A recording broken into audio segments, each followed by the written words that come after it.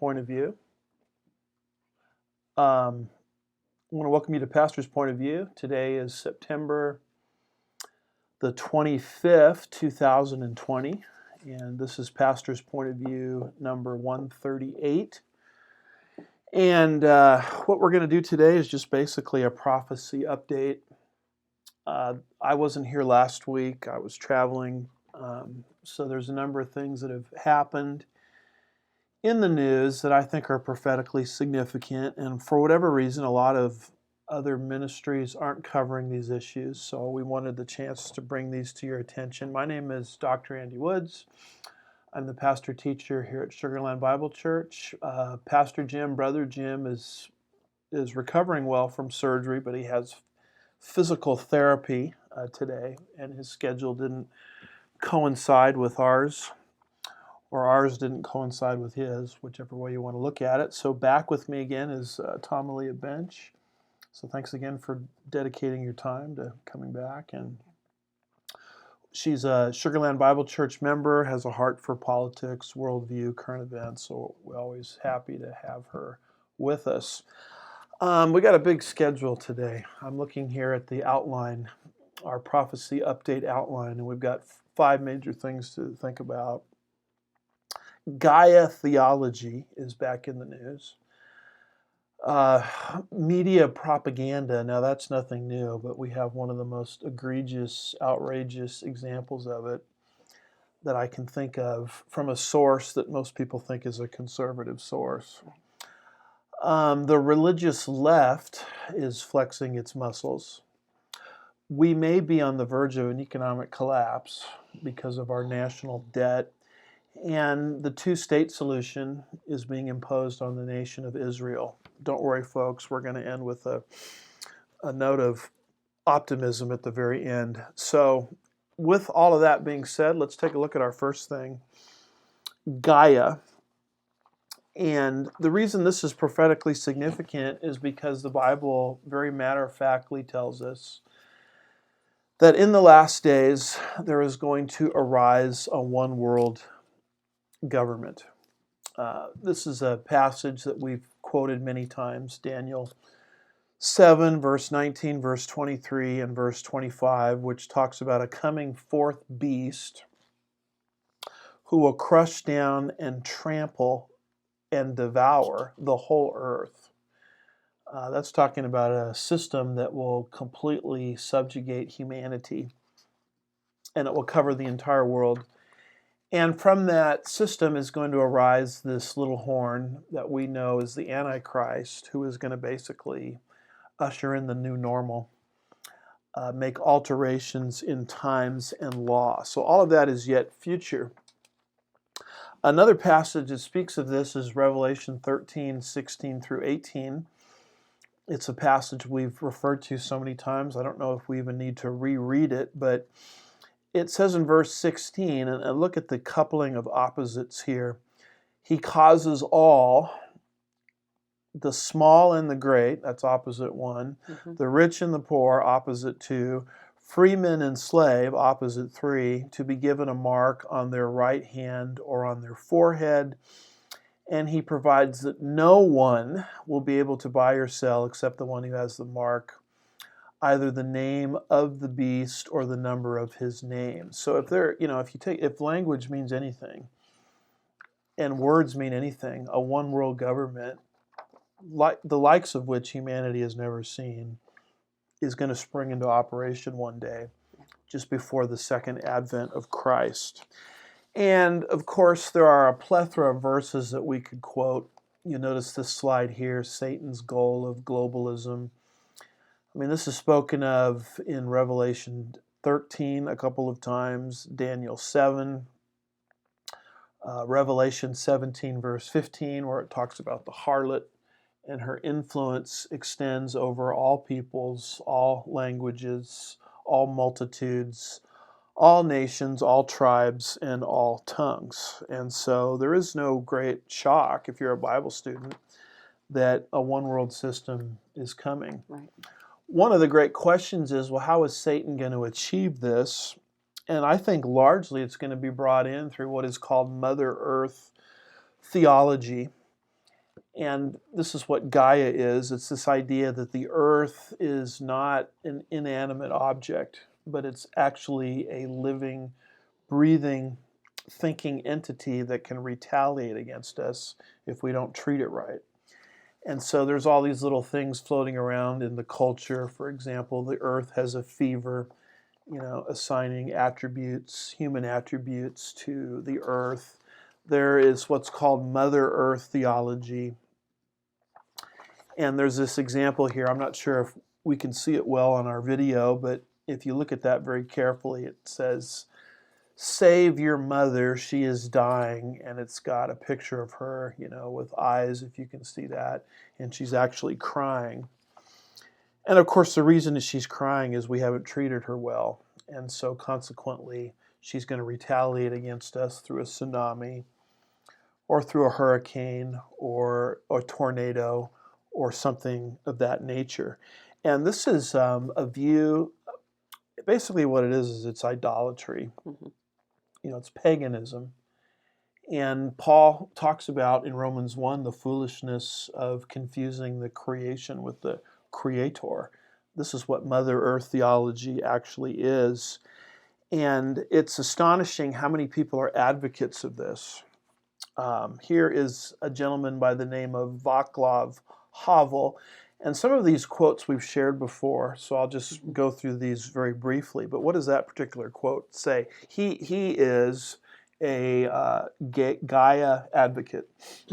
According to the Gaia hypothesis, we are parts of a greater whole. If we endanger her, she will dispense with us in the interest of a higher value, that is, life itself. So if we endanger her, Mother Earth, she will dispense with us. So that means the earth knows exactly what we're doing to her in terms of our climate change policy or whatever. And, gosh, one of these days she might retaliate against us. Here's another individual named James Lovelock. These are sort of foundational quotes I like to use just to show people the reality of Mother Earth theology. And what does that quote say? Gaia is Mother Earth. Gaia is immortal. She is the eternal source of life. She does not need to reproduce herself as she is immortal. She is certainly the mother of us all, including Jesus. That's nice of them to throw Jesus in there. Gaia is not a tolerant mother. She is rigid and inflexible, ruthless in the destruction of whoever transgresses. Her unconscious objective is that of maintaining a world adapted to life. If we men hinder this objective, we will be eliminated without pity. Now, this is how people think. This is how they analyze, for example, the hurricane that came recently through Houston. It was a result of us mistreating our mother. In a second, I'll show you that's how they analyze the forest fires or the various fires that have broken out kind of near Yosemite in California. And, you can track this teaching into a lot of religious leaders.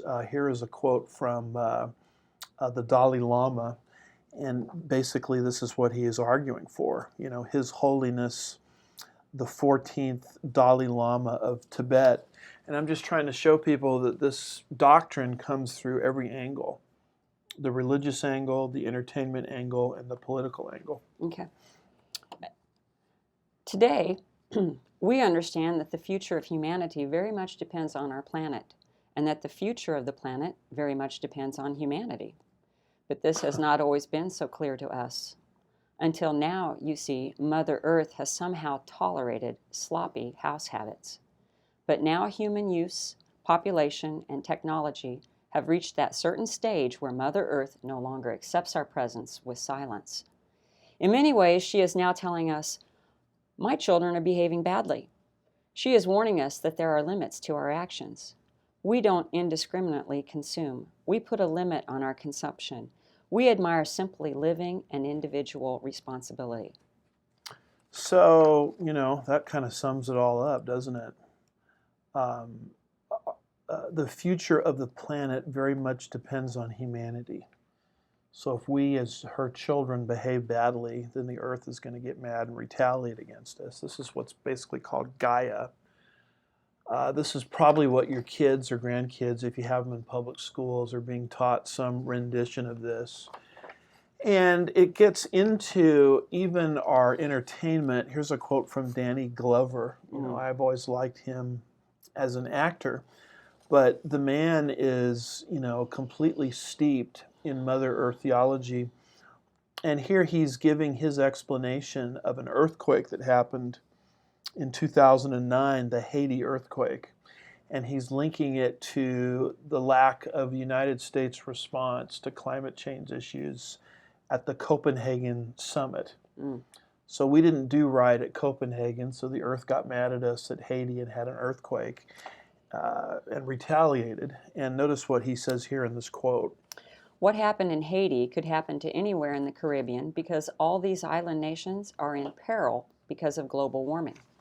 When we see what we did at the climate summit in Copenhagen, then this is the response. This is what happens. You know what I'm saying? You know what I'm saying. So this is how they think. They don't look at the earth the way we as Christians look at it, that it's the creation of God, and the reason we have all these problems is because of original sin, and the earth is groaning. They look at it as actually she is God herself.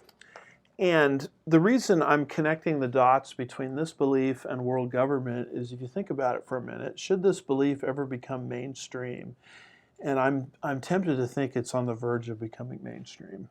And certainly after the rapture happens, with no one holding any more on the earth, until the 144,000 are converted and they begin to convert others to, basic biblical theology. I mean, this is what paganism, the only thing that they will know. There'll be no challenging view at all. And if this primitive belief system should become mainstream, then humanity will accept any kind of regulation possible to micromanage our lives on behalf of Gaia. So the kind of toothpaste you use, the kind of hairspray you use, where you work, what you drive, how much gas you can put in your car, what you eat. I mean, all of that can be micromanaged under the rubric of we're doing this for Mother Earth. And here is Al Gore. Now, this is an older book. This is his infamous, I call it, Earth in the Balance book. 1992, page 269, he basically calls for this. And what does he say in that particular quote? According to Al Gore, quote, "We must make the rescue of the environment the central organizing principle for civilization," end quote. Yeah. So that's just a little bit of background on Gaia. And the reason this came up on my radar screen the last couple of weeks is because of what Nancy Pelosi said. Now, keep in mind, folks, that when we quote Nancy Pelosi, we're not quoting a fringe religious figure. We're not quoting someone with a kooky website. We're not quoting some professor that's tenured somewhere. We're quoting the leader of an entire branch of government. I mean, she's the Speaker of the House of the entire United States House of Representatives. And basically, in this particular tweet, she is giving her interpretation concerning why the fires broke out in California recently. And I'm quoting here from a Fox News article. The title of it is Pelosi on Wildfires in California and West, quote, "Mother Earth is angry," close quote. "The climate crisis is real and has an impact," the San Francisco Democrat says, by let's see if I can pronounce that last name, Calicchio, if I'm pronouncing that right, September 11th, 2020. Do you mind just reading that tweet that she put out The tweet, there? this one right here? Sure, that'd be great. Okay. Mother Earth is angry, Speaker Pelosi says, discussing wildfires burning in California.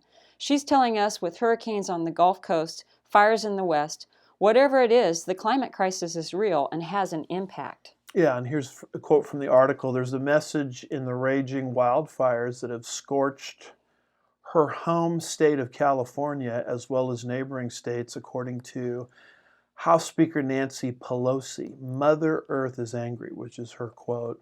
The San Francisco Democrat said during an appearance Thursday on MSNBC, she's telling us whether she's telling us with hurricanes on the Gulf Coast, or fires in the West, whatever it is, that the climate crisis is real and has an impact. So Mother is speaking. Yeah. And Mother Earth is communicating her dissatisfaction with us, i.e. capitalism, is really what they're at war with, through hurricanes on the Gulf Coast, that would include us here in Houston, and fires in California or on the West. And this is classic Gaia theology. Right. And we talk about signs of the times. To me, this will probably be the central theological, philosophical argument that will actually bring in one world government of the future. And I think that's what Al Gore is speaking about in his book all the way back in the, 1990s, whenever it was, 1992. And I think that's actually a reprint. This actually might have been written even before that, Earth in the Balance. So what say you? Okay. Well, Nancy Pelosi, she's in the line of succession to the presidency. Mm-hmm. So when you say this isn't a fringe, this is someone who unforeseen catastrophic, unforeseen catastrophic events, she could become the president. Easily. And what I would say about all of this about Gaia is they're partially correct. Humans have caused this crisis. Mm-hmm. It's just they've got the wrong who is angry Mm-hmm. and why. Mm-hmm. So humans caused it, Genesis 3. Okay. And who is angry? God is angry, not creation. Yeah. And then let's look at the character profile of their God versus ours. Sure. Okay, so I'll do their God, you do our God. Okay. She's self-serving, she's vindictive, she's ruthless, Right. and she treats us like we're in the midst of puberty. Yeah. And God, of course, that we serve and know is the opposite of all of that. Yeah. Great observation. So here we are, folks. Prophecy update. Gaia. I have to be honest with you. When I first started looking at Gaia, I remember reading books back in the 80s and 90s warning about this. Barrett Chose, I don't know if you ever knew her as an author. I was reading some of her stuff. And I thought, well, that stuff is so far out, nobody believes that. And then all of a sudden it shows up with Danny Glover. Then it's like, well, he's just an actor. What does he know? He's supposed to say goofy things. That's what actors do. And then it starts showing up with Al Gore, vice president. And now it shows up with Nancy Pelosi, as you well said, third in line to the presidency. I mean, this is actually on the precipice of going mainstream, don't you think? Oh, yeah, yeah. And, you talk about in the 90s, that's when, if you were watching a television show or a movie show, people who had these beliefs were the kook. Yes. They were the goofy character. And now they're the hero. Absolutely. Absolutely. All right. Well, for the sake of time, let's move to number 2 here. Media propaganda. And sadly, this comes from a very unlikely source. It's a source that most conservatives and even many Christians rely upon for their news. But when you watch this, it becomes quite evident, it becomes quite apparent that this source of news, and I'm speaking of Fox News, has been heavily compromised. I mean, something very serious has gone on at Fox News, I think ever since Roger Ailes, left the picture, where the Fox News of today is not like the Fox News of yesteryear. I mean, they're saying all kinds of really fuzzy things. And here I'm looking at a tweet. It says, breaking 9/11, watch Fox News panel quiets Newt Gingrich for linking billionaire George Soros to Black Lives Matter riots. So what Gingrich does in this particular interview, it's on a show called Outnumbered. And it's a fitting title because he was outnumbered here. Yeah. Is he basically was just drawing the connection between the riots that are breaking out in our cities with the financing of globalist one-worlder, very well-known globalist one-worlder, George Soros. And so we actually have, and this runs about, maybe 2 minutes. We actually have a video clip of this. Oh, okay. So we're going to play that, and then you and I are going to watch on this screen, and then we're going to comment on it. So let me know when we're good to go. this violence. Yeah, it's so true. They represent everybody, right? Speaker Gingrich, I know you have a final thought for us. Yeah, look, the number one problem in almost all these cities is George Soros elected left-wing, anti-police, pro-criminal district attorneys who refuse to keep people locked up. Just yesterday, they put somebody back on the street who's wanted for 2 different murders in New York City. You cannot solve this problem, and both Harris and Biden have talked very proudly about what they call progressive district attorneys. Progressive district attorneys are anti-police, pro-criminal, and overwhelmingly elected with George Soros's money, and they're a major cause of the violence we're seeing because they keep putting the violent criminals back on the street. I'm not sure we need to bring George Soros into this. I was going to say you get the last word, Speaker. He paid for it. I mean, why can't we discuss the fact that millions of dollars he spent? I agree with Melissa. George Soros doesn't need to be a part of this conversation. Okay. So it's verboten. All right, we're going to.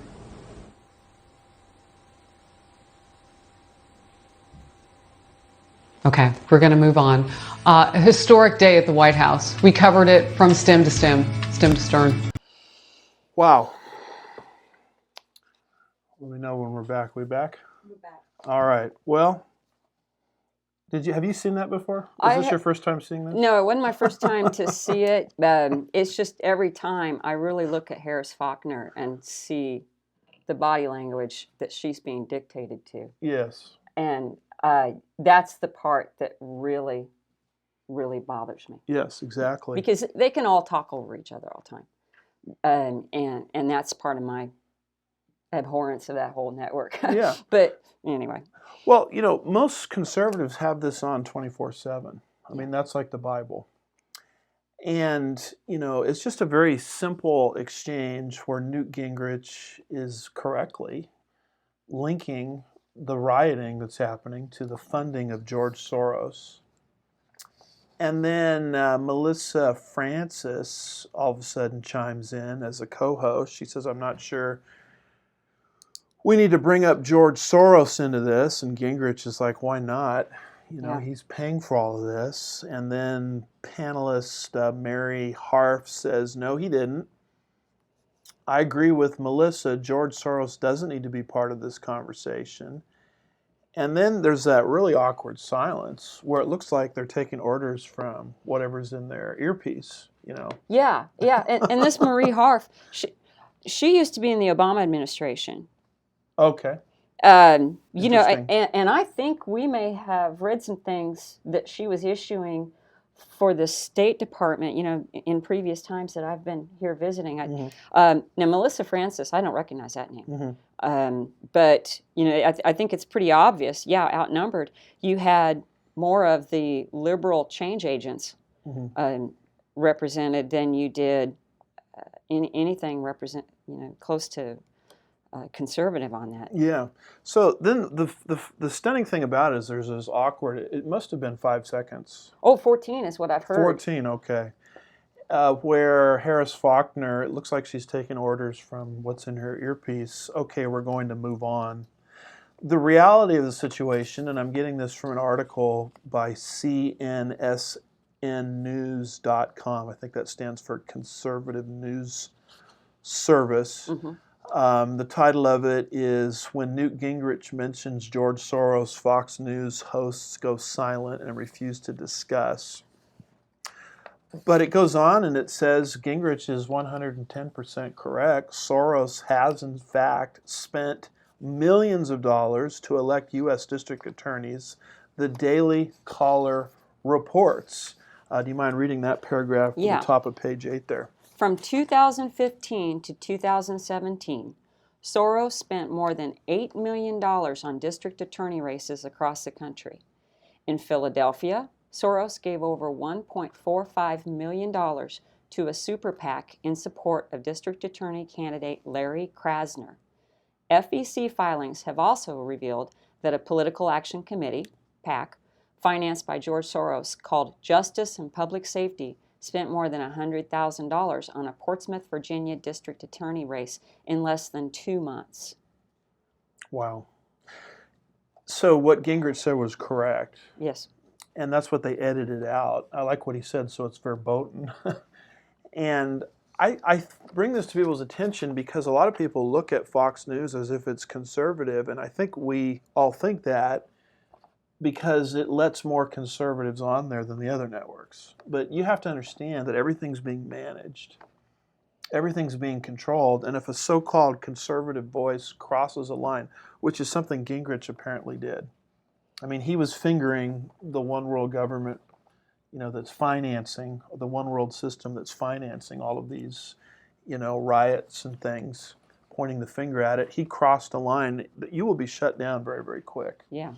And so it's high time that we did as what the Lord told us to do, that we were gentle as doves, but wise as serpents. And let's wake up and let's not think something is Christian or conservative when in reality it's not. And that exchange there clearly proves it in my book.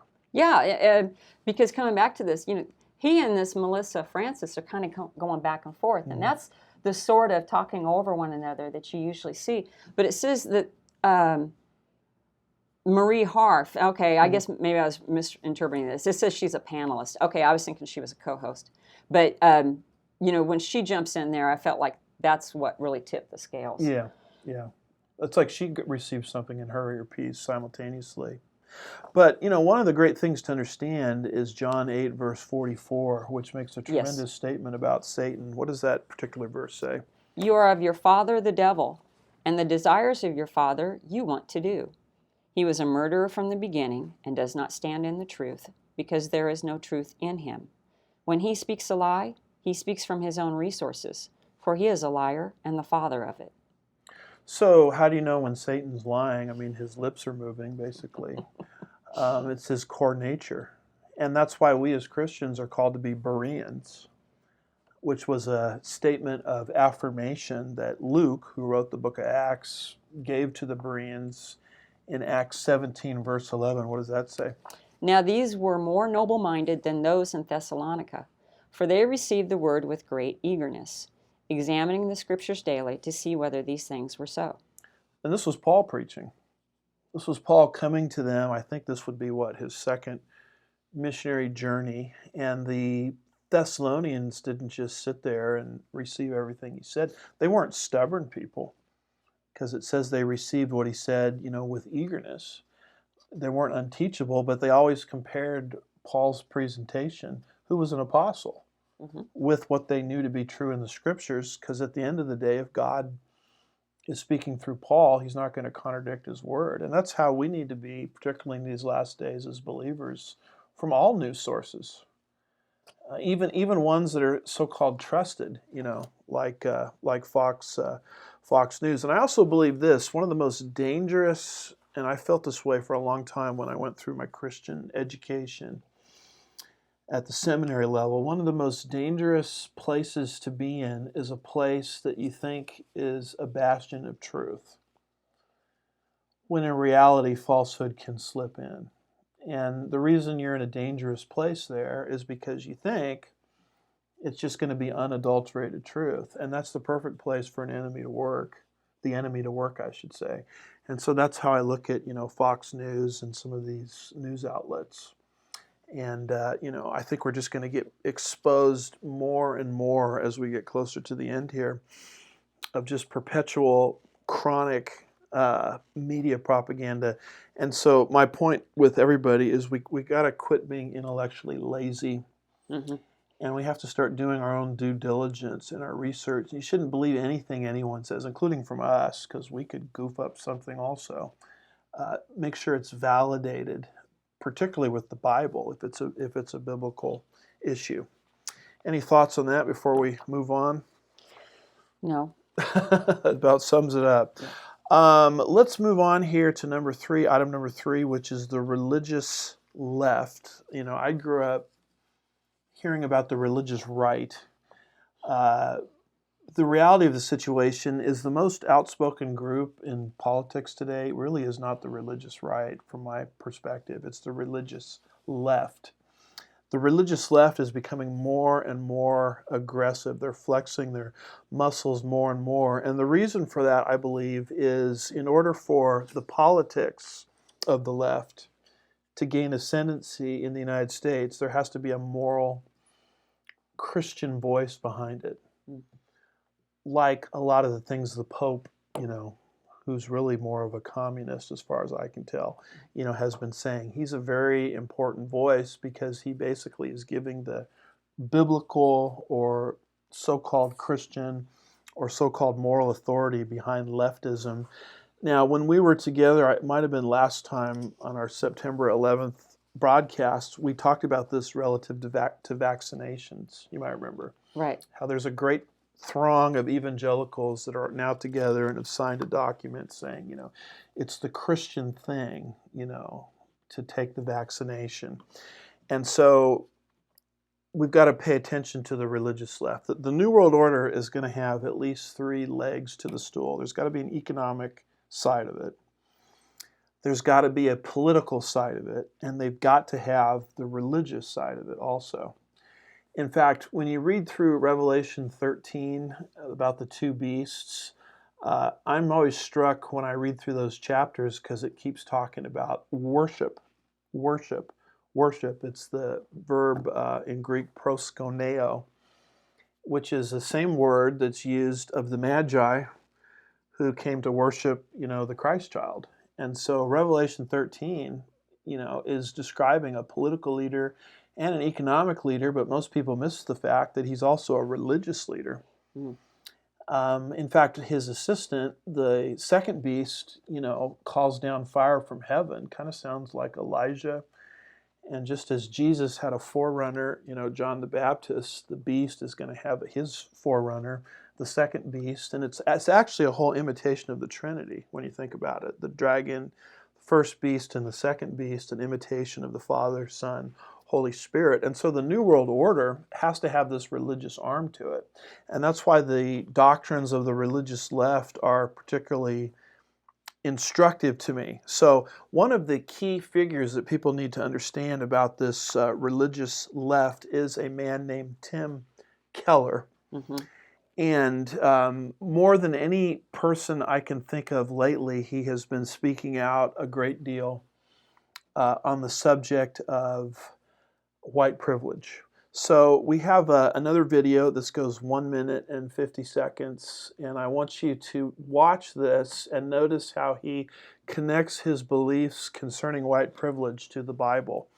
And so let me know when we're good to go on this.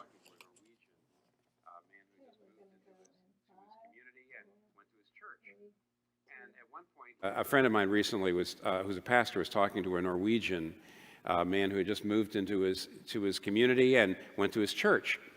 And at one point he heard the pastor talking about the fact that we were all complicit in creating this narrative that black people are dangerous, etc. And so we're complicit in this. Afterwards, the Norwegian came up and said, "No, I'm Norwegian." No, it had nothing to do with it. And my pastor friend said, studies have pretty much proven that if you have white skin, it's worth $1 million over a lifetime over somebody who doesn't have white skin. And that's because of historical forces that have come about. And at this point, you could go at it several ways. One, as I mentioned, if you have that asset of white skin right now, historical asset, then you actually have to say, I didn't deserve this. And also, to some degree, I'm the product of, I'm standing on the shoulders of other people who got that through injustice. So the Bible actually says, yes, you are involved in injustice. And even if you didn't actually do it, therefore you have a responsibility, not just to say, well, maybe if I get around to it, maybe we could do something about the poor people out there. No, you're part of the problem. If you do actually let your understanding of responsibility be shaped by the Bible instead of American individualism. Asians, I think I would say the same thing, in a way I would say the Norwegians. The fact is that Asians and Latinos and African Americans, because of the background, because of the history difference, you actually are coming in at different levels. So there we have it. Tim Keller, he's kind of the leader of what's called the Gospel Coalition, a very reformed neo-Calvinistic group. It leans very left. They talk a lot about, white privilege and things like this, social justice. And basically what he's saying is, look, if you have white skin and you have any means at all in your life, let's say you're middle class, upper middle class, or even higher, then obviously you got that through injustice. And if you didn't commit the injustice, then your ancestors committed the injustice to put you in that place of privilege. And of course, their solution to this whole thing is reparations, which is basically wealth redistribution, taking money away from someone that never owned a slave and giving it to someone who never was a slave. I mean, it's like a Marxist dream when you think about it. And the justification that's given for all of this is, we were reared in an oppressive society, and we wouldn't have anything that we have as white people had it not been for injustices of the past. Now, that is classic critical race theory, which I think we dealt with extensively in Pastor's Point of View number 136. If you can go back and watch that, you'll see why we think the whole thing is nonsense. But having said all that, the most salient part of that small excerpt that we heard from Tim Keller are these words: the Bible says. The Bible says you are involved in injustice if you didn't actually do it. And he goes on in that particular quote, and he says, if your worldview is informed by the Bible rather than by American individualism, then you will come to this conclusion as well. So see what he's doing? He's giving a religious veneer basically to cultural Marxism. And I'm here to tell you, look, I may not know a lot of things about a lot of things in life, but there's one thing I do know: it's the Bible. Mm-hmm. And I have a PhD in Bible Exposition.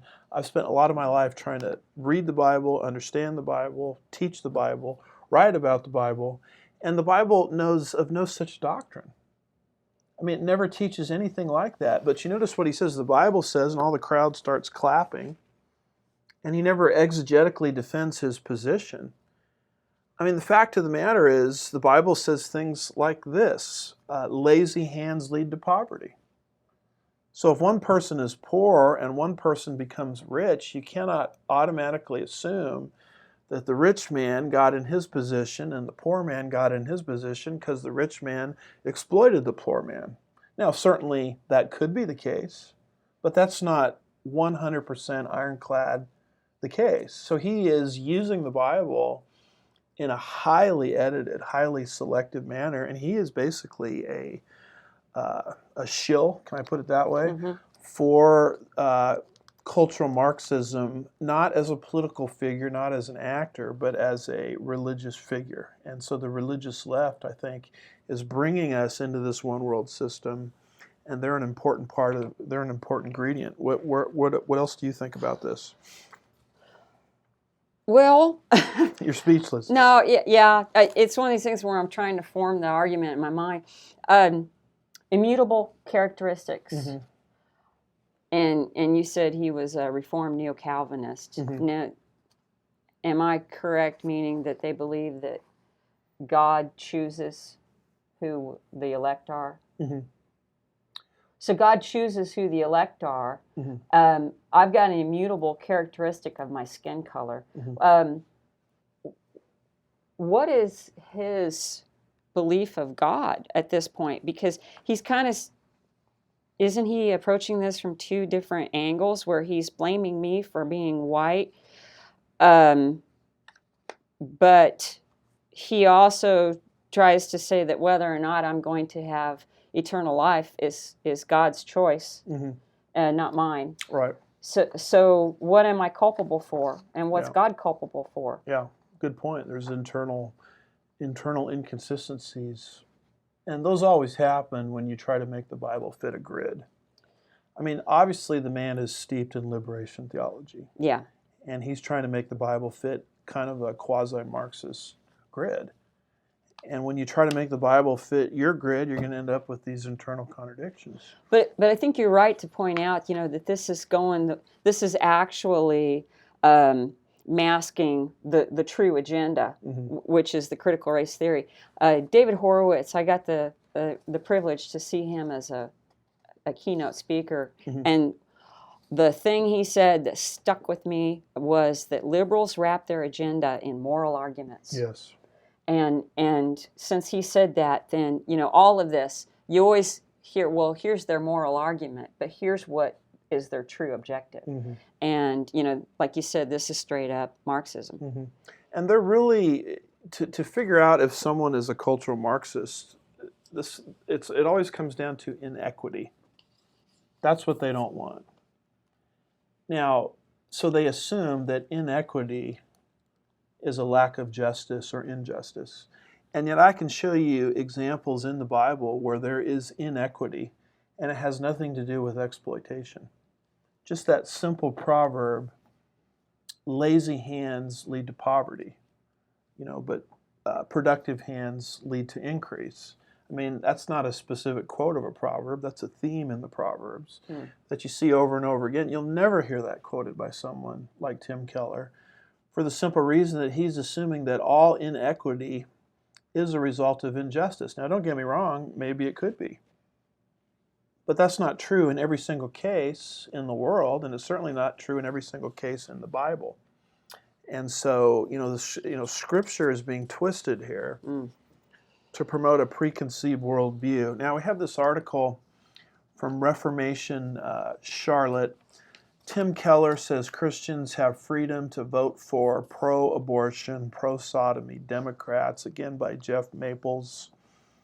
September 17th, 2020, he writes, yesterday he, Tim Keller, asserted that Christians have liberty of conscience to vote for Democratic political candidates who stand for everything God is against, such as abortion, sexual immorality, theft, lawlessness, and more. And he's got a Facebook post of Keller's, and it's a great paragraph to read, but just for the sake of time, you get to the very end of it, and he basically says the Christian has liberty of conscience. Christians cannot say to other Christians, no candidate can vote for, or every candidate must vote for, unless you can find a biblical command to that effect. So what they don't like is the fact that the Christians, I think it was 78%, it's a huge supermajority number, showed up in the last election cycle for Donald Trump. That's what the religious left is really upset about. And they want to change the mindset where one Christian can't say to another Christian, well, how could you vote for the Democrats? They're pro-homosexuality, which God is against. They're pro-abortion, which God is against. They're anti-Israel. God is in favor of Israel. And you remember, I don't know how many years ago it was, but they basically had a vote where they almost threw God and Israel out of their platform completely. Right.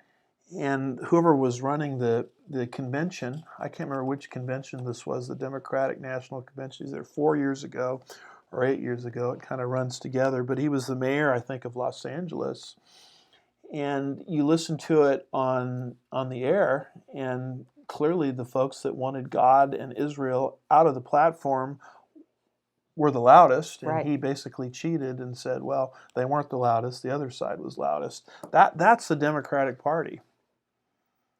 And we're not fans necessarily of everything the Republican Party does either. Right. But when you look at the Democratic platform and the Republican platform side by side on issues where God has spoken, abortion, homosexuality, any number of issues, I mean, to me it's clear if you just look at the parties. I know there's always apostates and defectors, but when you just look at the platforms, it's easy to show which one is the more biblical of the two. Now, what Tim Keller is against is me saying things like that. And so what they're trying to do is wean Christians away from the Republican Party in general so that Donald Trump won't be in the White House another 4 years.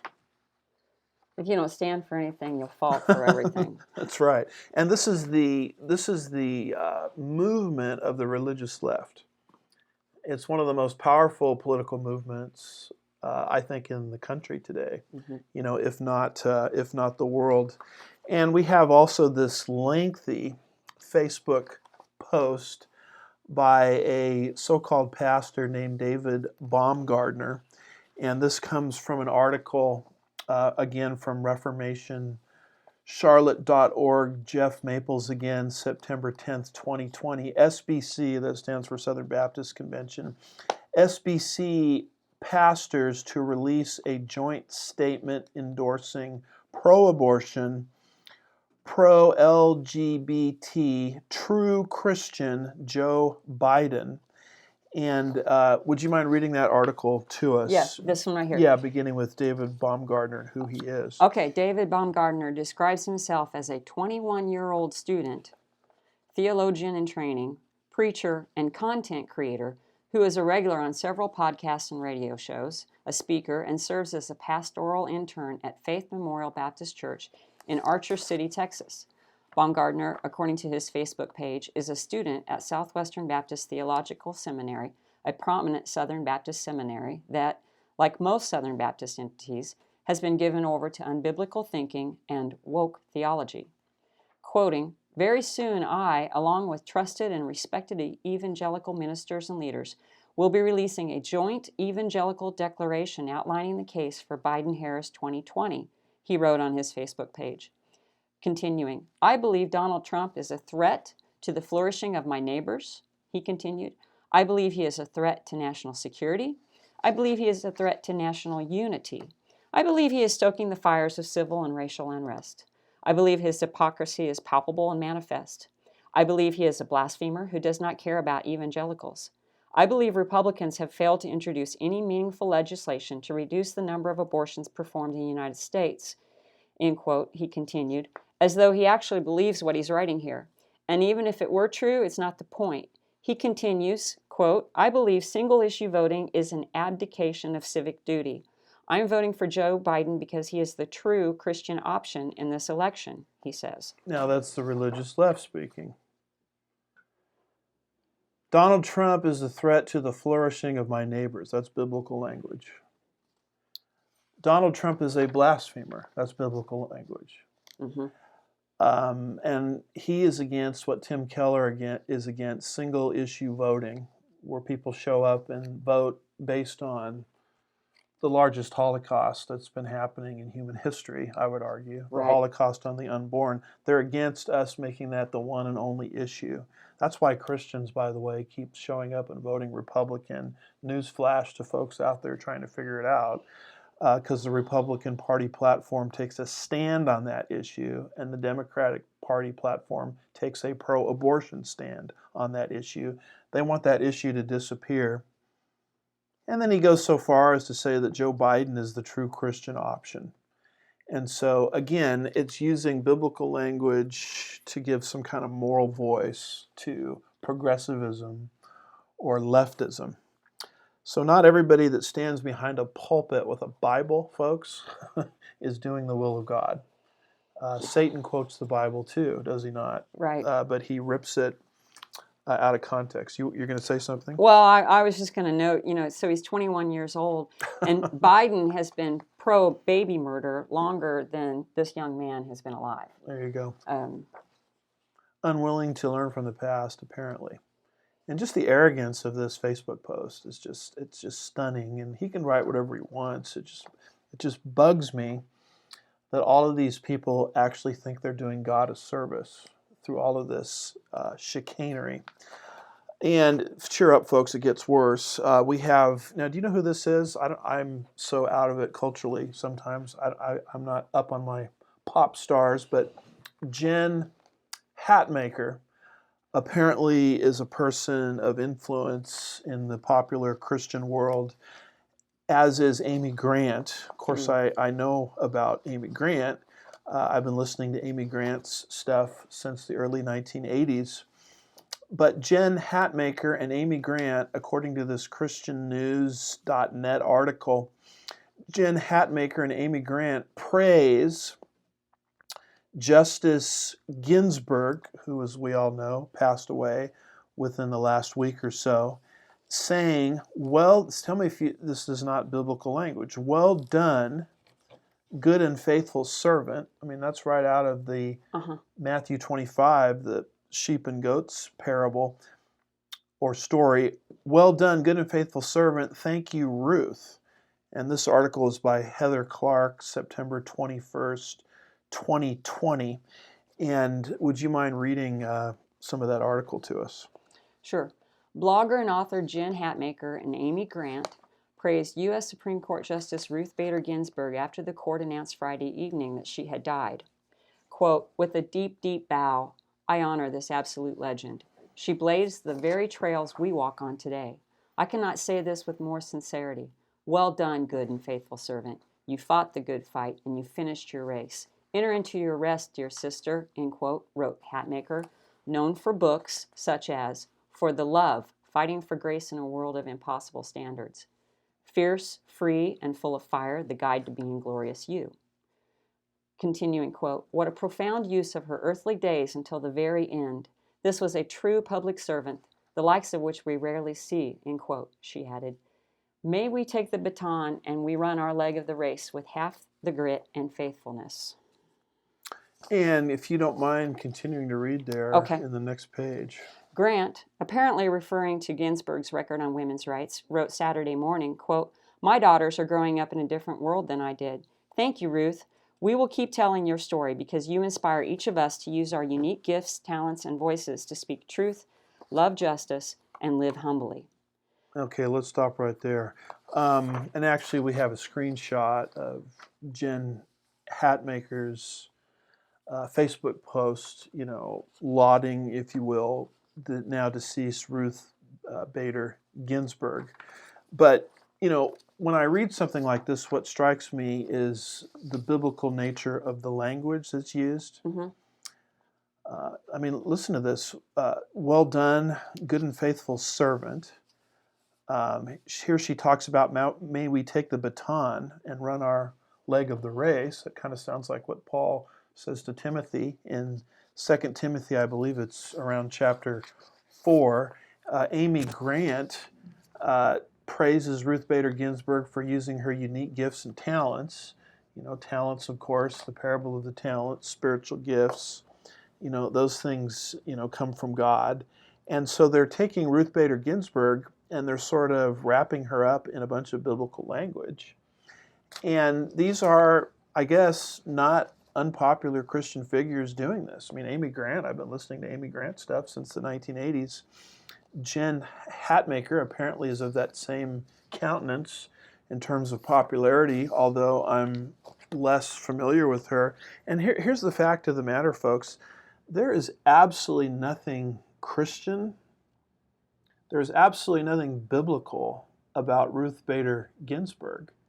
I have a law degree, and I'm a member of the California Bar, and I've spent a lot of my life reading her opinions, and you can't get somebody more anti-biblical in terms of her legal philosophy than Ruth Bader Ginsburg.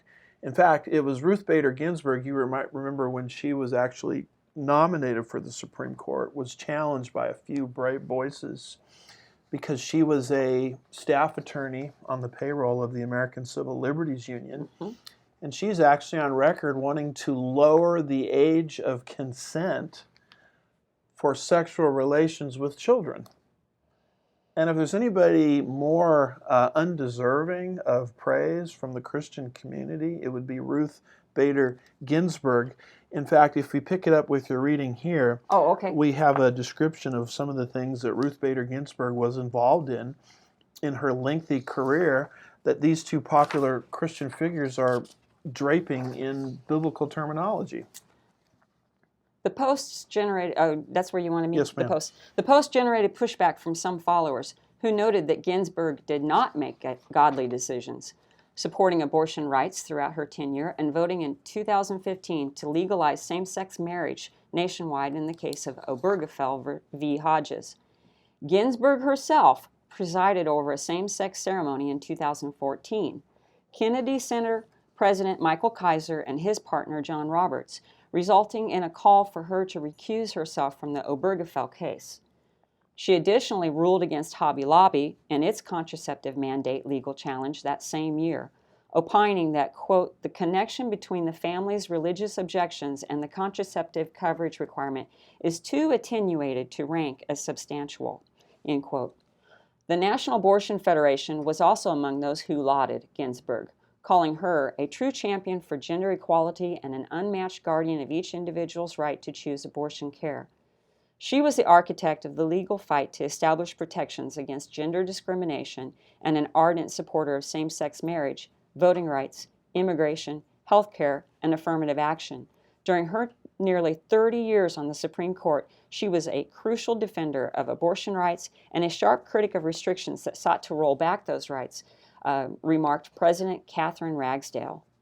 The National LGBTQ Task Force similarly characterized Ginsburg as, quote, a giant of justice, a champion for equality and progress. We are all so grateful for all Justice Ginsburg has done for LGBTQ people, for women, for our ability to control our bodies, for all that seek to move freedom forward in this country, Executive Director Ray Carey said. Becoming tearful during the broadcast, Hatmaker told her daughter that it is one of her greatest regrets and sorrows that she did not affirm homosexuality sooner. Quote, we are so proud of who you are. That's now she's speaking, Hatmaker speaking of her daughter. Of her own daughter. We are so proud of who you are. I would not change one molecule of you, not one. I'm so glad you're gay, she, Hatmaker, said. I'm so proud that you are free. I love that this is how you are made. I'm thrilled about your future. I've already told you the kind of wife I need you to marry, and I hope you follow my rules. End quote. Hatmaker, do you want me to continue? Please, if you can do it. Yeah. Hatmaker announced earlier this month that she and her husband Brandon are divorcing. She said, in alluding to her marital pain, that she had found comfort in the nurturing side of God, which, quote, is not in a hurry. It is not uncomfortable with grief.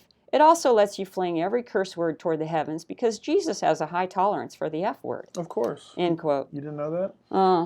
Grant, who had been known in the 1980s for songs such as Sing Your Praise to the Lord and El Shaddai, became a controversial figure among Christians beginning when she crossed over into the secular mainstream in 1991 with her album Heart in Motion, which included songs such as Baby Baby, Every Heartbeat, and That's What Love Is For. In 1999, she filed for divorce from husband and fellow CCM artist Gary Chapman, citing irreconcilable differences. A year later, she married country artist Vince Gill, who split from his wife, country singer Janice Oliver, in 1997. It was later outlined that while still married to their initial spouses, the two had formed a friendship attachment in recording a duet together and seeing each other at mutual events. Grant told ABC News in 2002, quote, I think that a part of me loved him instantly, end quote. Gill similarly outlined that he had Grant in mind when he wrote the 1995 lyric, I lie awake at night wishing you were mine. All right, there's just a lot to comment on here. Oh, yeah. First of all, Ruth Bader Ginsburg, an avid supporter of abortion rights, a key swing vote in Obergefell versus Hodges, which created a constitutional right to same-sex marriage out of thin air, which, by the way, began to put conservative organizations that didn't want to cooperate with that under legal pressure. Ginsburg presides over a same-sex ceremony to the point where she has to recuse herself, or she should have recused herself, I guess, in subsequent cases, because she would be demonstrating her bias ahead of time. She's not supposed to rule on cases like that if she's administering a same-sex ceremony. She ruled against Hobby Lobby in the contraceptive mandate decision. She is praised by the National Abortion Federation. She is praised by the National LGBTQ Task Force. And I'll tell you something else about Ruth Bader Ginsburg, is Ruth Bader Ginsburg was a globalist of the highest order. She did not believe in the United States Constitution. And the reason I know that is she was interviewed concerning, remember the coup that happened in Egypt not long ago? She says, look, when you guys put together a new constitution, don't look at the United States Constitution. It's too old. You need something more current. So she has no respect for the founding fathers of America, the original design of America's Constitution. And she was very much in favor of bringing in international law as a means for adjudicating decisions.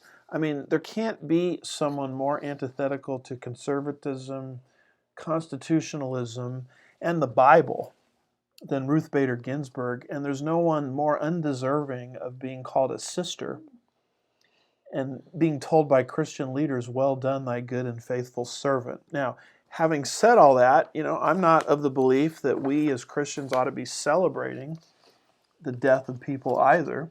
Right. I've seen people on the left do it when people on the right die, and I've seen the opposite happen, and it's disgusting. God says in Ezekiel 18, verse 23, do I have any pleasure at all that the wicked should die, says the Lord, and not that they should turn from their ways and live. So I'm not in favor of saying, yeah, yay, Ruth Bader Ginsburg is dead, because God doesn't do that. What I'm very much opposed to is how people are calling evil good and good evil. And it goes directly against what the prophet Isaiah said we ought to do. He said in Isaiah 5, verse 20, woe to those who call evil good and good evil, who put darkness for light and light for darkness, who put bitter for sweet and sweet for bitter. Now, is that not exactly what Jen Hatmaker is doing by using biblical terminology to praise Ruth Bader Ginsburg? Is that not exactly what Amy Grant is doing by using biblical terminology to praise Ruth Bader Ginsburg? And they're doing it from a position of popularity within the Christian community, making, I don't know how much money they make off all of their books and albums and public appearances. They apparently are spokespersons for evangelical Christianity, and here they are doing the work of the religious left. That's the type of deception that we're entering into in the last days. And I think this is a key part of the New World Order, because they've got to wean us into looking at progressivism as somehow Christian. Now, I've been going on, and I know you're chomping at the bit there. So, as we like to say, let her rip, potato chip. Okay, let her rip, potato chip. Okay, so one of the first things, as you said, that Hatmaker, she's kind of twisting. She's using wrong language. She's using New Testament language. And so I don't know how any one of Ruth Bader Ginsburg's family would be comforted by the, generally it's the surviving relatives that you want to express condolences to. And with Ruth Bader Ginsburg being a Jew, I just don't think that this would have any relevance, because they're using New Testament language that wouldn't have meaning.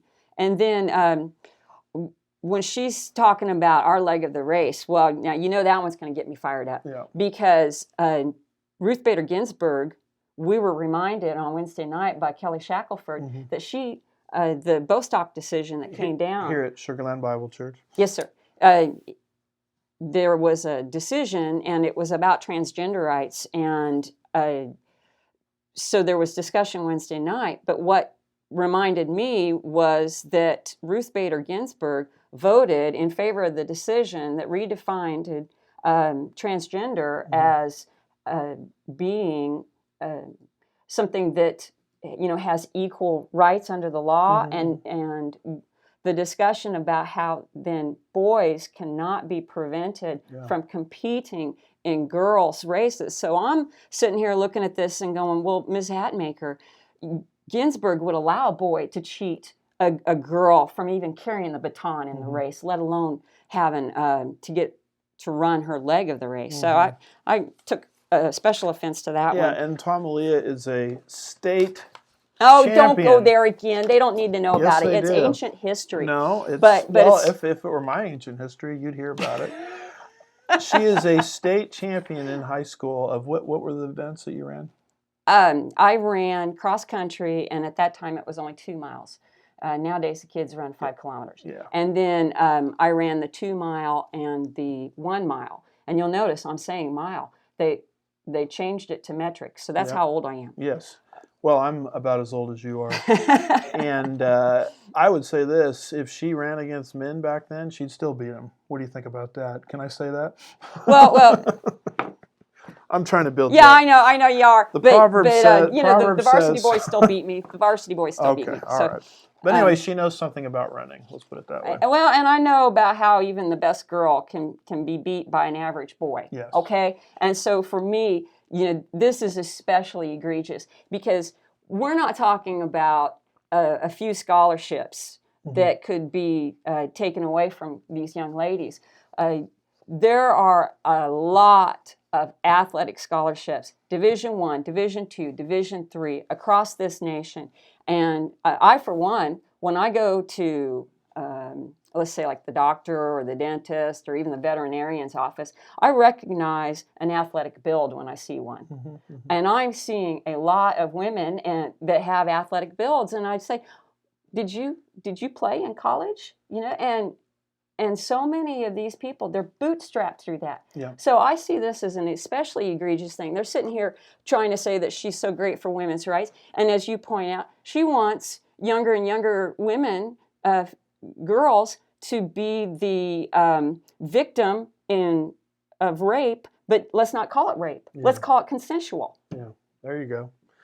And beyond all that, what gets me as a father is, what if this were a contact sport? Your daughter's in a contact sport, and you're allowing men to compete against women. Does that not set a scenario in place whereby a young lady could get hurt? Oh yeah, like basketball. Perhaps for her whole life, because she's competing with men. And you can thank Ruth Bader Ginsburg for all of this insanity and nonsense. Let me throw this word at you, virtual signaling. I've heard you use that before. When Jen Hatmaker and Amy Grant do this, are they virtual signaling? Why don't you explain what virtue signaling is? Yeah, I think they are virtue signaling. They're signaling to everyone else their good virtue. And I think this goes right back to woke. And we were talking about the critical race theory and how it was so important for someone to come out and make a statement in order to demonstrate to other people that they're on board. Yes. And so when you virtue signal, you are just letting everybody else know that you are ascribing to these same new ethics that so your Gaia theology and your cultural Marxism. Yeah, virtue signaling, an example of it is Fauci, Yes. who goes out and throws the pitch with his mask on. By the way, did you see his pitch? No. Oh, it was Goodness more like gracious. bowling. At least try to practice before you get out there. I mean, it wasn't down the center of the plate at all. It was like way over here to the left. Yeah. And then they filmed the same Fauci in the stands, yucking it up with his buddies with no mask on. So why does he have a mask when he throws the pitch and he knows the cameras are on him? Then when he thinks the cameras are off him, the mask comes off. Well, that's classic virtue signaling. It's where you take leaders of a culture, supposedly, and you get them to act a certain way, and we're all supposed to imitate that. That's exactly what's happening with Amy Grant and Jen Hatmaker and Baumgardner and Tim Keller. Well, yeah. The religious arm of the New World Order is coming into existence. Progressivism is being given a Christian veneer. Let's move on. Let's cheer up, folks. It gets worse. Economic collapse. We'll have to do this fast just for the sake of time. This is the issue nobody is paying attention to. Here is an article from the Daily Caller by Jack Dima, August 21st, 2020. And basically what he says here is the U.S. national debt, that would be different than the deficit. Deficit is, how much red we've run up in a year or a budget cycle. The debt is how much red we've run up forever, all of our debt combined. And it says the U.S. national debt has exceeded the total value of the gross domestic product. Do you mind reading that to us? The U.S. national debt now exceeds the size of America's total gross domestic product, and the milestone may have been met as early as June, according to a Friday New York Times report. America's federal debt stands at around $26.6 trillion, an approximate $7 trillion increase since 2016, according to fiscal data from the Treasury Department. Total U.S. GDP was just over $19.4 trillion at the end of June, according to a July 30 release from the U.S. Bureau of Economic Analysis. Yeah, and here we have a picture of the national debt clock. Of course, that number is off. It should be about 7 trillion more than what it says. But it's basically amount of debt that we're running up that's unsustainable. And as much as I like Donald Trump, he's done absolutely nothing to slow down the debt. Of course, you can, well, that's the Democrats' fault. Well, keep in mind, he had a Republican House and Senate for 2 years. Yes. And they didn't do anything to restrain the debt. And you can blame, I think, both political parties for this. And the fact of the matter is it's bondage. Proverbs 22, verse 7 says, "The rich rules over the poor, and the borrower becomes the lender's slave." Debt itself puts you in a position of bondage. And I don't know how you feel about it prophetically. I'm of the persuasion that this is the very thing that will lead to the third seal judgment. There you see a picture of our tribulation judgments.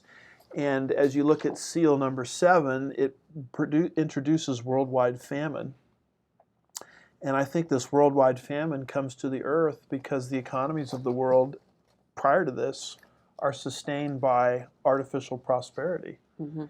And you can't suspend the law of gravity forever.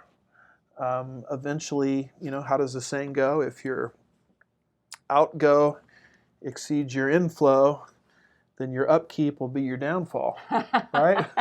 And that's true with a household or anything. Yeah. It's also true with governments. And so I think the fact that our national debt, what does it say here, has exceeded the total value of GDP. Now, presumably some of that is our economy has been slowed through COVID. Right. But still, it's staggering to think that national debt, in terms of its value, in terms of who owns our debt, that's a greater value than our whole value of our economy combined. Yeah, and you mentioned COVID. One of the things I keep hearing is that there's a high percentage of the small businesses that have closed down. Yeah. They're not coming back. Right. They're closed permanently. So there's not much, well, the rebound would be less than if this had been a short shutdown. Yes. So we've hurt ourselves even further on this in terms of having any sort of a recovery. Yes. You mind reading Revelation 6, 5 and 6 there? When he opened the third seal, I heard the third living creature say, "Come and see." So I looked, and behold, a black horse, and he who sat on it had a pair of scales in his hand. And I heard a voice in the midst of the 4 living creatures saying, "A quart of wheat for a denarius, and 3 quarts of barley for a denarius, and do not harm the oil and the wine." So I don't know how you interpret it. To me, it's a worldwide economic collapse for everybody but the people who have the delicacies, the oil and the wine. So it's sort of interesting that in communism, the party officials, always live very well. They have whatever they want, but the rest of us, are reduced to crumbs. And, I don't think God is going to have to do much to bring this judgment in, given the fact that the United States economy is built on a lie. I mean, it's artificial prosperity when you spend money that you don't have and you build the next generation for it. And we all think we're the richest country in the world when in reality we're not. And that may be one of the reasons why the United States, that I can find is not mentioned anywhere in Bible prophecy. Because of this economic collapse, I don't know. Time will tell. Any thoughts on that? We'll move to our last issue here. Just that it had always been my hope that our absence from prophecy was because we were all raptured. Yeah, I'd like to think that to be true, but who knows? We come to our last issue, which is the nation of Israel. Obviously, Israel is always something you pay attention to, because Ezekiel 5 and Ezekiel 38 both describe Israel and Jerusalem as the center of the nations. In fact, the word center there is the Hebrew word for navel or belly button or center of the body, because that's where God entered into the historic Abrahamic covenant with the physical descendants of Abraham, Isaac, and Jacob. And I think it was W.E. Blackstone, who basically said, if you want to know what time it is, if you want to know what time it is as far as God is concerned, you always look at Israel. And he called Israel God's sundial. And he made that statement about 40 years before the nation of Israel came back again, politically, and was reborn in 1948. So anything that happens to Israel is always something that's interesting to us prophetically. It's been put this way: Israel is the hour hand. When the discussion moves from Israel to Jerusalem, now you're dealing with the minute hand on God's watch. And when the discussion moves from Jerusalem to the Temple Mount, now you're dealing with the second hand. I mean, that's how close we are, to the end of human history. And one of the things the Bible predicts concerning Israel, Daniel chapter 9, verse 27, is she will enter into a covenant with the Antichrist, who will guarantee her security as a lie. And he will betray her 3.5 years later. It's not going to take him much time to betray her, by the way, by desecrating her temple. And once the nation of Israel enters into this covenant, according to Isaiah 28, verse 15, she will have made a covenant with death and with Sheol, or a covenant with hell. And then it repeats it in Isaiah 28, verse 18, where God says your covenant with death will be annulled and your agreement with Sheol will not stand. And so, if we were talking about this 100 years ago, it would seem crazy because there was no Israel. And now today, what do we have? We have Israel in existence in unbelief, exactly like the prophets predicted, and she's entering into these deals constantly. She entered into a peace deal sometime back with Jordan and Egypt, and lately, this was last 2 to 3 weeks in our newspaper. We have another deal. Now, these aren't peace deals.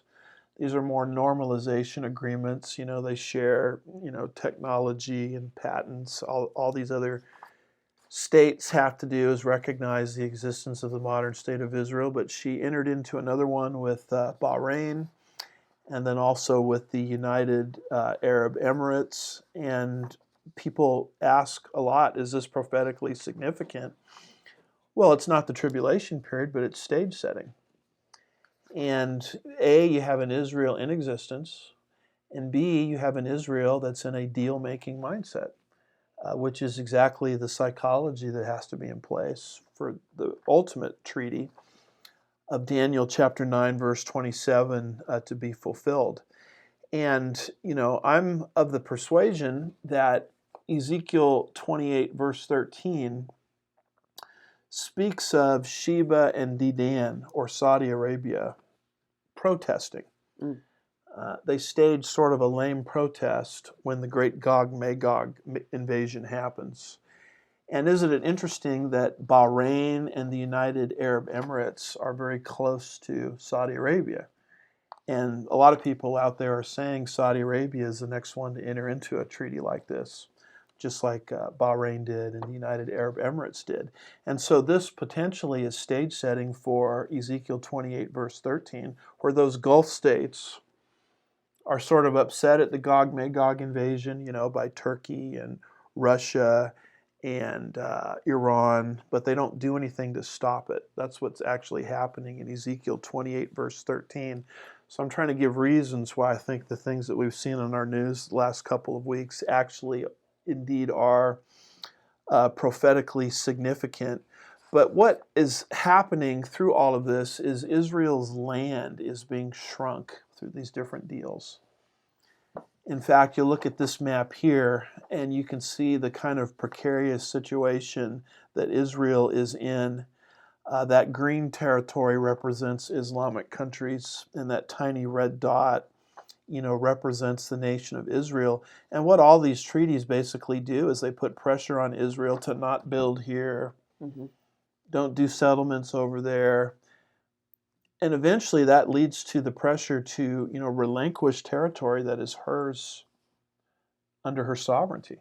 And that puts Israel in a position where she is going to have to reach out to the Antichrist to guarantee her survival. And so all of these treaties, I think, are largely stage setting for the Daniel 9:27 treaty, which will happen, I think, subsequent to the rapture. Is that how you see it?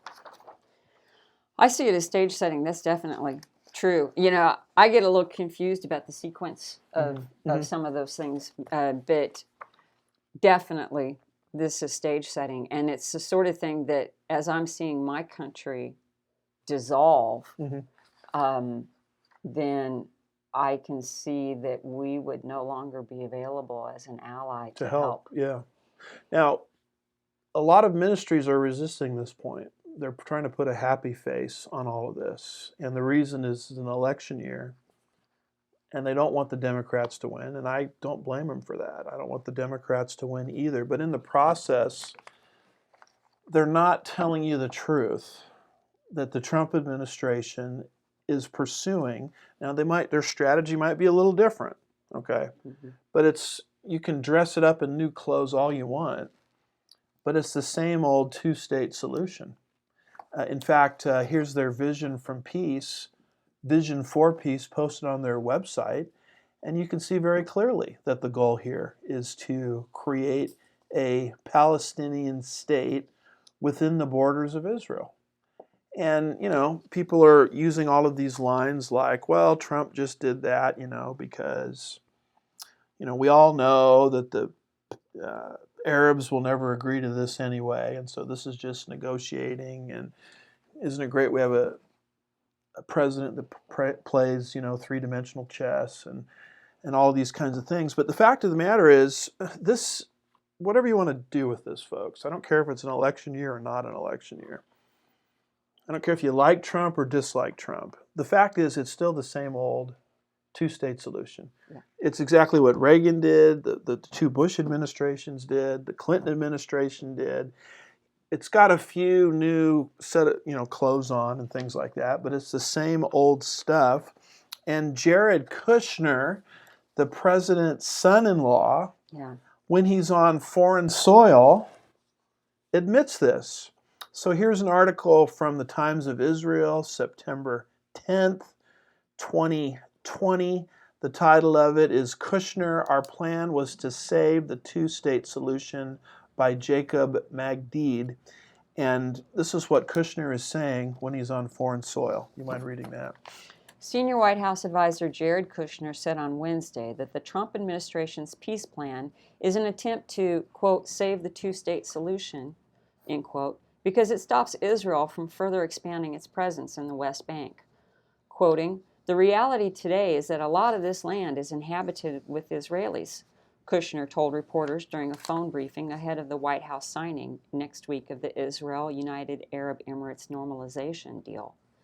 Continuing, "What we did with our plan was we were trying to save the two-state solution because if we kept going with the status quo, ultimately Israel would have eaten up all the land in the West Bank." Say that again. End quote. Say that again. Ultimately what? Israel would have eaten up all the land in the West Bank. I thought that land was Israel. Yeah.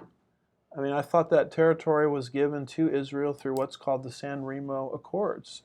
And now he's making a statement that Israel's going to eat up all the land in the West Bank. First of all, that name West Bank is a poor name. Right. That territory is called Judea and Samaria. I'm sorry to interrupt No, you. no, because sometimes you have to, there's too much to digest there. Yes. Trump's son-in-law and senior advisor specified the U.S. plan would grant the Palestinians a state with restricted sovereignty in Gaza and in most of the West Bank, with additional land swaps from inside Israel, while allowing Israel to annex some 30% of the West Bank, including all its settlements and the Jordan Valley, and to keep nearly all of East Jerusalem. Kushner said that while the Trump peace plan allows Israel to maintain roughly 30% of the West Bank, the semi-contiguous territory that remains is enough for the Palestinian Authority to turn into a state. Okay, now this is what's coming out of Kushner's mouth. Don't get mad at us for saying it. And unless this article is completely a lie or wrong or misreported, or unless Kushner is deliberately lying, what the Trump administration wants to do is they want to, quote, save the two-state solution. That's his words, not ours. And he's upset that Israel is eating up all of the land in the West Bank. He wants a Palestinian state. And Kushner said that while the Trump peace plan is going to allow Israel to maintain roughly 30% of the West Bank. Now, I wasn't born in the, I was born in the morning, but it wasn't yesterday morning. Right. And is that not blatant two-state solution language? Yes. And so that was what was apparently really behind the embassy move from Tel Aviv to Jerusalem, which we all applauded. But this is the art of the deal president, and I think what the president is saying is in exchange for that, you have to give me this. And make sure you do it before an election year so I can go down in history as being a great deal maker. And whatever you think about Trump, I'm going to vote for Trump. I like Trump. The fact of the matter, though, is he's pursuing a policy that's just the same old stuff. And he's actually setting the stage, I believe, for the ultimate peace deal between the Antichrist and unbelieving Israel, because he's doing what most United States presidents have done since Reagan pushed Israel into a state of indefensibility ultimately. This is contributing to that process, which will give Israel an incentive to reach out for a treaty from the Antichrist. That's how I see it. And the times of the Gentiles, we have this picture here of the times of the Gentiles with the Daniel 2 statue. We are still in the times of the Gentiles. Right. The times of the Gentiles is a time period where Israel is being bullied by Gentile powers. That's been happening ever since the days of Nebuchadnezzar, and it continues right up to the present hour and will not change with Trump. But it will change when Yeshua or Jesus returns at the end of the 70th week of Daniel, and he takes his seat on David's throne. Then and only then will you have a reigning king on David's throne, something the nation hasn't had since Zedekiah, the last reigning king on David's throne in Judah, and only then will the times of the Gentiles end. So we're still in the times of the Gentiles, and Israel is being prepared for her betrayal by the Antichrist, but happily her ultimate conversion in the second half of the tribulation period. So that's a brief, actually it wasn't very brief, was it? That's a somewhat extensive prophecy update for today. Just wanted to touch base with Gaia Theology, warn people about media propaganda, warn people about the perniciousness of the religious left and what they're doing to sort of wean us away from conservatism as Christians and embrace progressivism, the coming economic collapse, and some of the latest regarding what's going on with Israel. We always want to end with a note of hope because we are not pessimillennialists. And what does Titus 2 verse 13 say? Looking for the blessed hope and the appearing of the glory of our great God and Savior, Christ Jesus. So the reality, folks, is, look, your hope is not based on what president moves what embassy. Your hope is not based on who wins the Electoral College in November. Your hope is based on the soon return of Jesus Christ via the rapture to rescue us out of this world. And if the world stage is being set this aggressively for the tribulation period and the rapture precedes the tribulation period, then the rapture is coming even faster. And so that's our hope. That's our blessed hope. And so we want to leave people with that note of optimism. If you agree with the message of this ministry, can you do something very simple for us? Just click share, assuming Facebook makes the share options available to you. And I do encourage you to sign up for our YouTube channel. Just type in Andy Woods into your YouTube search engine, and our YouTube channel should show up. And just sign up for a free subscription there. Click the bell if you want to be notified. Next week, October 2nd, I am not going to be here, but we are going to be running the feature that you spoke of, where we had lawyer and First Amendment defender Kelly Shackelford at Sugarland Bible Church, and he gave a great talk on the state of the First Amendment in light of COVID-19 and attacks against churches. So I think we're going to run that rather than our normal live pastor's point of view. So keep your eyes open for that. And I'll be back October 9th. Anything you want to say as we close here? I just want to encourage people to be in prayer. Amen. There is so much negative that we hear, but also, the ministries such as this one are revealing to us the dire circumstances in which we are now in, and we really are at a fork in the road. Mm-hmm. And it's going to be the Lord's grace that takes us down the correct fork and protects us. Mm-hmm. So I just want to encourage, when you're hearing all this scary stuff, don't let the spirit of fear be in control. Go into prayer with the spirit of truth. Amen. Amen. I can't improve on that. So with that being said, we'll see you next time. God bless you. Thanks for watching.